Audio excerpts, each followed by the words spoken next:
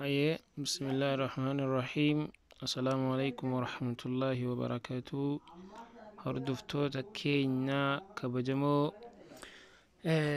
channel نور الدين تي في دا الرا يونت كيمستري كتا كورنفا يونت واني كنجل موسني كبديتن الفجرة بكخنا خنست chemical reaction في استوشيو استوشيو متري مالا كتي can ilaluta. Before that, just firstly to begin to explain this unit or these topics, I'll start from chemical reactions. Walnyata chemical jechuun maal akka ta'e kan jedhurraa isiniif kaasa jechuudha. Walnyaati chemical akkuma beekamu wantoota garaagaraa lamaa fi lama ol jidduutti kan uumamu fi akkasuma composition isaa qabiyyeen isaa jechuudha reactant fi product kan ta'edha. So now here introduction irratti yoo ilaallu introduction jalatti waa'ee chemical change dha jechuudha, waa'ee jijjiirama chemicala. Fakkeenya change jechuun maali? Under the introduction yookiin seensa irratti change jechuun yookiin jijjiirama yoo jennu akkuma kutaa gadii keessatti jijjiirama jechuun jijjiirama keemikaalaa fi jijjiirama fiizikaalaa inni dubbachaa turre jechuudha. Asittis change jechuun jijjiirama jechuun maali kan jedhu ilaalla. Chemistry kutaa saglaffaa keessatti yeroo waa'ee hiika chemistry, definition of chemistry yeroo jennu chemistry damee saayinsii uumamaa keessaa tokko ta'e kan waa'ee jijjiirama wantoota qo'atu jechuu keenya ni yaadanna. Chemistry is a branch of natural science which explain about or study about the chemical properties of a substance or the changeability of the substance. Jijjiirama wantoota chemical change jenneetu jechuudha. Now here, what is change? Amma change jechuun maali? What does mean change means? Change means is a law of nature. Change jechuun jijjiirama yookiin seera uumamaati yaa seera uumamaa keessatti jijjiirama garaagaraa jira. It's a law of nature. We observe various types of changes around us. Amma bakka kana jalatti we observe kan hedduu laaluu dandeenyu various types of change jijjiiramoota garaagaraa around us naannoo keenyatti argaman ilaaluu ni dandeenya jedha. How the growth of seed in a plant. Fakkeenya jijjiirama waa'ee sanyii biqiltoota keessatti sanyiin gara biqiltootaatti yeroo guddatan jechuudha. Growth of seed sanyiin guddachuudhaan gara maalitti into a plant gara biqiltuutti yeroo guddatan. The burning of wood akkasuma gubachuu mukaa jechuun mukni burning gizee ta'uu gizee gubatu. To what in a fireplace bakka ho'aatti jechuun muka shiduu jechuudha.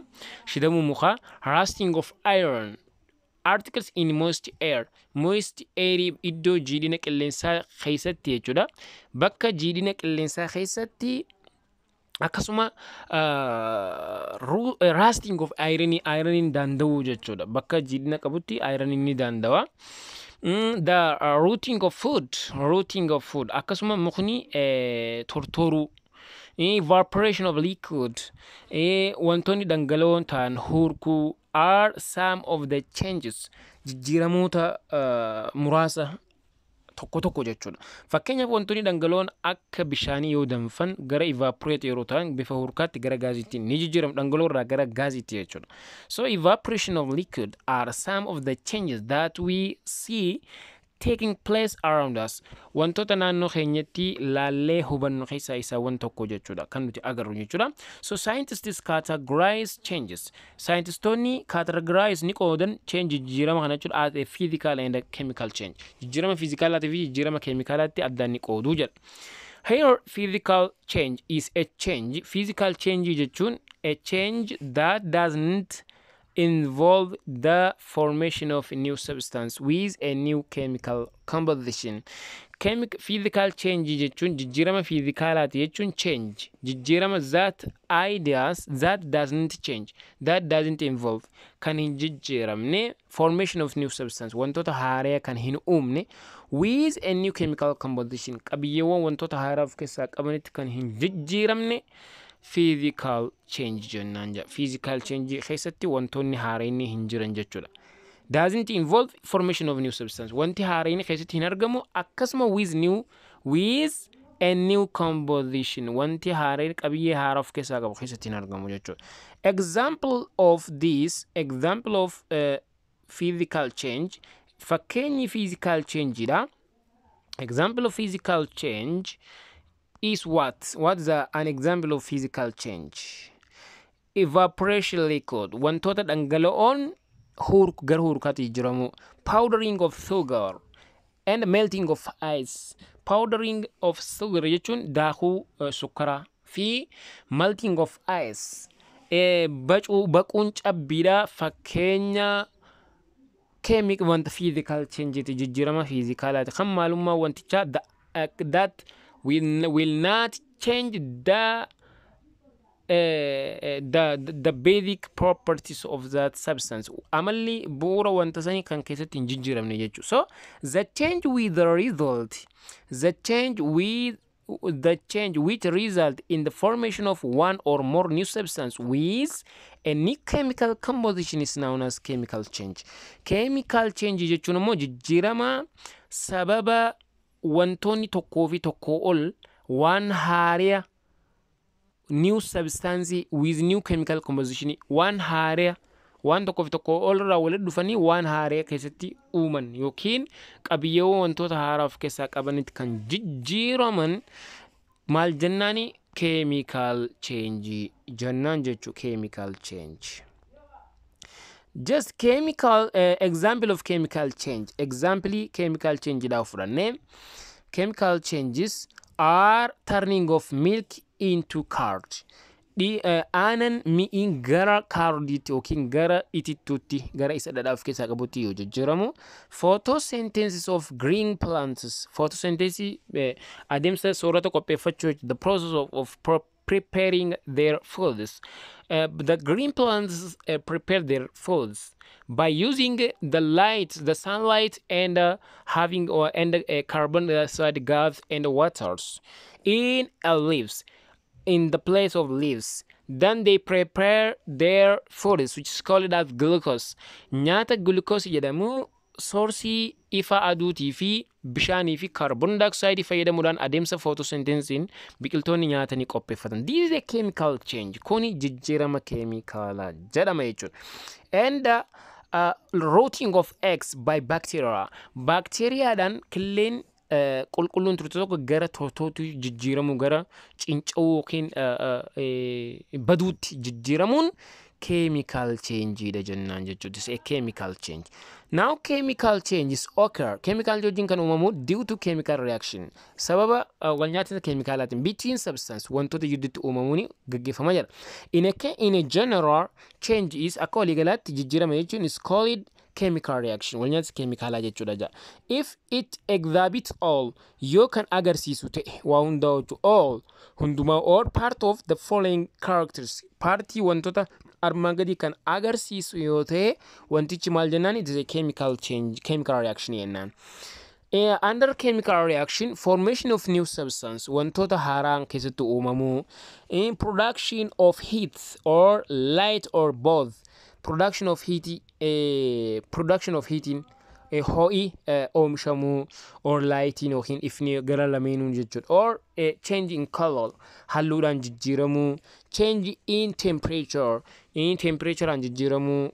Kuni that's called as what? It's a change. Jijjiiramni suni uumame jennaan jechuudha. Yoo wantoonni amma dubbannu kun kan uumamu ta'e. The other one is chemical reaction.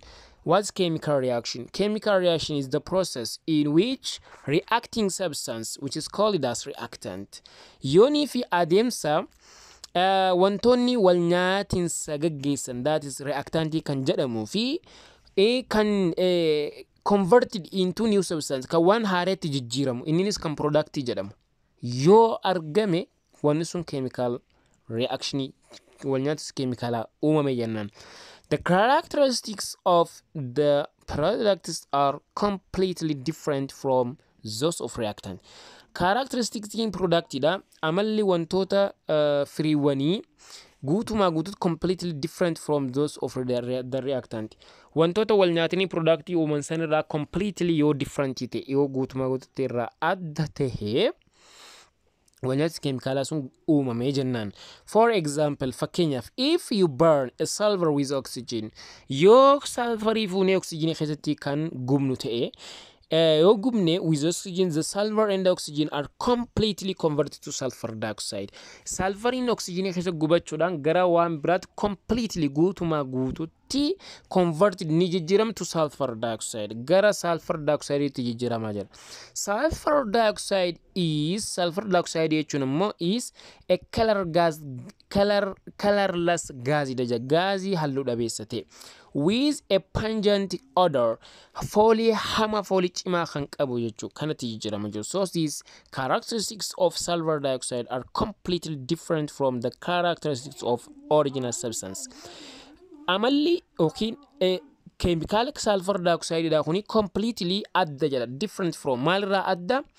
The characteristics amala original substance wanta isa jalqaba, that is called as sulfur and the oxygen kan jedhamu sanarraa guutumaa guututti adda jedha. So amala walnyaata keemikaalaa jedhama jechuudha. Chemical reaction is represented by a shorthand notation. Chemical reaction kan inni represented kan inni bakka bu'u by what? Shorthand notation idhaan. Mallattoolee gabaabaadhaan fakkeenyaaf reaction called equation, chemical equation dhaan barreeffama gaafii walnyaata keemikaalaa ibsuun akkana barreeffama jechuudha. Reactant to product. Reactant to product. Now here as keessatti product into reactant yoo jennu the reaction chemical equation uses chemical symbol to show what happens during a chemical reaction. Walnyaata keemikaalaa keessatti yeroo walnyaata keemikaalaa gaggeeffamu maaltu akka uumame we use a chemical symbol. Iddobeewwan keemikaalaatti fayyadamnee barreessinaa jira. So a chemical balanced chemical equation can be used to describe balanced yookiin wal madaalchisuun gaafii wal keemikaalaa can be used akkamitti fayyadama to describe maal ibsuudhaan nu gargaara the relationship between hariiroo between amount of reactant and product hamma walnyaatotaatii fi amount of reactant hamma wantotaatii fi hamma walnyaatotaatii fi hamma product yookiin firiiwwanii agarsiisuudhaaf hamma isaanii hariiroo isaan gidduu jiru ibsuudhaaf nu fayyada jedha. The quantitative study of reactant and the product in a chemical reaction is reaction stoichiometry jennaan. Akkasuma ammas quantitative hammi study of reactant hammi walnyaatotaatii fi hammi productidha hammi firiiwwanii chemical reaction keessatti maaliin ibsamennaan reaction stoichiometry. Stoichiometry walnyaatin saatiin ibsama jira. In this unit you will study the type of chemical reaction. Unity kana keessatti kan nuti qo'annu you will study type of chemical reaction. Gosoota walnyaatinsa keemikaalaa, chemical equation, gosoota gaafilee keemikaalaa, walnyaatinsa keemikaalaa jechuudha. Redox reaction, walnyaatinsa redoxidha. Walnyaatinsa fakkeenya formula, chemical formula walnyaata keemikaalaa keessatti argamu. Hamma compound sana mole conceptidha. Mole concept kan jennuuni. Akkasuma reaction stoichiometry waan jedhamu kana as keessatti ni ilaalla jedha. So now let us see by each of them. Isaan hunda uumee tokko tokkoon ilaallu. Chemical equation. What does mean chemical equation means? When I will start from chemical equation means chemical equation is shorthand representation of an actual chemical reaction in terms of chemical symbols and the formulas. Chemical equation jechuun shorthand representation karaa gabaabaa bakka bu'insa walnyaatinsa keemikaalaa isa dhugaasan gara maalitti fayyadamnee kaa'uudha. Iddoo biyyootti fi formulaadha fayyadamanii kaa'uutitu chemical equation jedhama. Iddoo biyyoo elementiitii fi iddoo biyyoo formulaatti fayyadamnee kaa'u jechuudha. In a chemical equation gaafii walnyaatinsa keemikaalaa keessatti the shorting substance are called reactant. Gabaabsanii kan adeemsi ittiin barreessinu reactantidha walnyaattota. And the new substance inni ammoo starting substance in walnyaatinsa keemikaalaa kan jalqabni walnyata chemicala reactant dan walnyattotan kan ibsamu yommuu ta'u new substance ammoo wantoota haarayni uumamu produced ta'u ammoo are called as product yennan jechuudha. In a chemical equation walnyata chemicala keessatti reactant are writing on the left, reactantin gara maalitti gara bitaatti, and also product on the right side, productin ammoo gara right side itiin barreeffamaa jedha. An arrow xiyyi jidduu kana ammoo arrowin kuni is placed between two sides to indicate a transformation of reactant into product. Sorry, maal agarsiisa?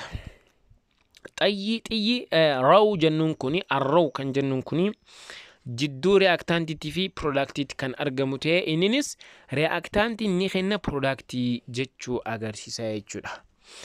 Writing chemical equation walnyata chemicala barreessu. How we can write the chemical equation means in writing chemical equation barreeffama gaafilee chemicala walnyata chemicala keessatti instead of using words bakka jecha instead of using words bakka jecha fayyadamnu jechuudha chemical symbols in the formulas. Bakka jecha fayyadamnu sana iddoo jecha maal fayyadamna jechuudha iddoo bu'ee elementiitii fi formula fayyadamna jechuudha. Are used to represent the reaction isan ittiin bakka buufnee ibsuudhaaf jecha jechuudha.